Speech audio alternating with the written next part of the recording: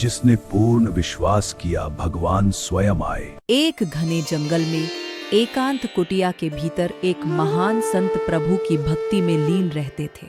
उसी जंगल में एक किरात शिकार रहता था, जो दिन भर शिकार की तलाश में भटकता रहता। लेकिन उसका एक नियम था, वह जब भी संत की कुटिया के पास से गुजरता तो उन्हें नमन करना कभी नहीं भूलता था। एक दिन कौतूहलवश किरात ने संत से पूछ ही लिया, बाबा, मैं तो वन में मृग हिरन का शिकार करता हूँ, पर आप यहाँ बैठकर किसका शिकार करने की फिराक में हैं?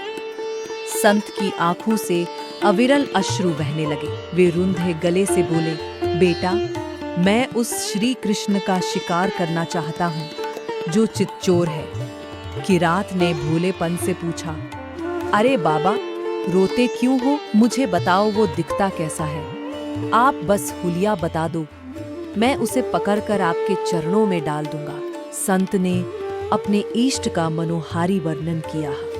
वो सांवला सलोना है, सिर पर मोर पंख धारण करता है और उसके होठों पर हमेशा बांसुरी सजी रहती है। उसकी आंखें कमल जैसी हैं।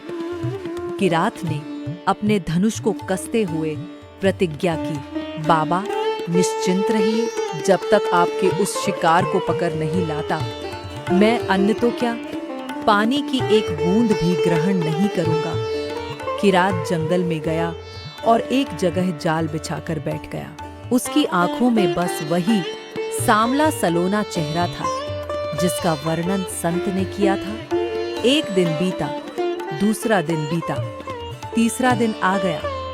किरात भूखा प्यासा बैठा रहा, लेकिन उसकी निष्ठा नहीं डगमगाई। उसकी यह निश्चल भक्ति और दृढ़ विश्वास देखकर करुणा निधान श्री कृष्ण का आसन डोल गया। वे तो भाव के भूखे हैं, भला अपने भक्त को कैसे तर पाते? बांसुरी की मधुर धुन छेदरते हुए प्रभु स्वयं आए और जानबूझकर उस शिकारी के जाल में फंस गए। किरात ने जब उस भुवन मोहिनी छवि को देखा तो वह सुध-बुध खो बैठा। वह एकटक उस अलौकिक सौंदर्य को निहारता रहा और उसकी आंखों से आंसू बहने लगे। अचानक उसे संत का वचन याद आया। वह खुशी से चिल्लाया, शिकार मिल गया, शिकार मिल गया।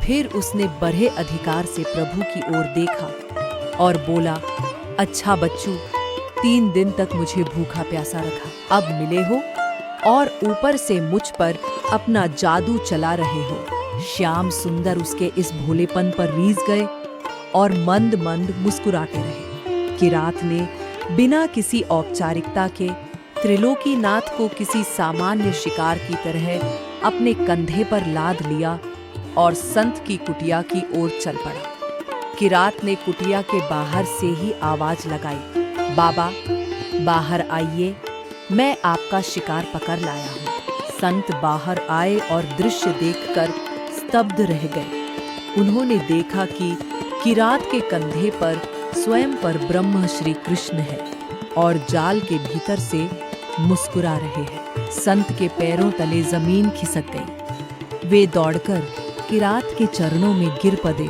और रोने लगे।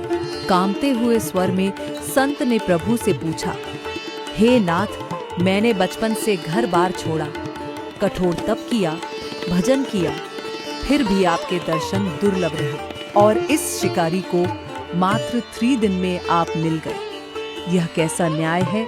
भगवान श्री कृष्ण ने अत्यंत प्रेम से उत्तर दिया, महात्मन, इसने मेरे रूप को नहीं जाना, पर तुम्हारे वचनों पर इसे अटूट विश्वास था।